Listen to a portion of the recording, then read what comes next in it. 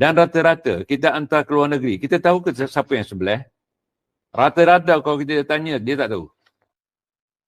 Siapa yang diwakilkan? Ya, Rasulullah SAW mewakilkan Ali tapi depan matanya. Kalau antum nak wakilkan orang luar negeri, kamu perlu tahu siapa yang menyebelah. Makanya bila diorang minta maaf, terutama jamaah dari Singapura, kerana keuzurannya tak dapat datang, maka diwakilkan pada ana.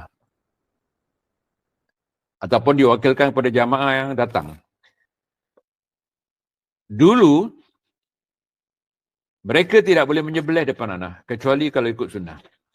Dulu nak melihat orang korban, subhanallah. Hampir kampung-kampung sunyi. Jadi, ana galakkan korban cara berjamaah. Jadi, ana katakan tadi, kalau nak amanahkan kepada seorang, anda kenal orang tu. Takut dibuatnya bid'ah.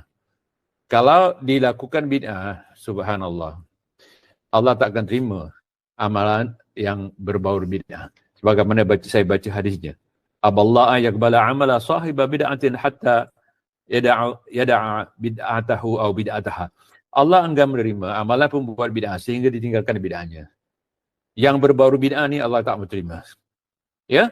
Jadi elakkan, maka pahami.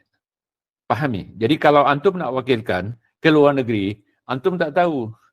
Dan saya pernah cerita di kuliah beberapa kuliah.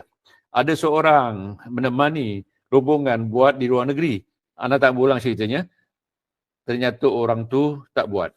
Orang tu tipu. Ambil gambar, beli macam apa, dia katakan sertifikat ni, dia taruh gambarnya, kemudian taruh nama orang tu, dibagi segulung tu. Penipu. Jadi mengelakkan daripada sedikit seperti ini, kita buat sendiri.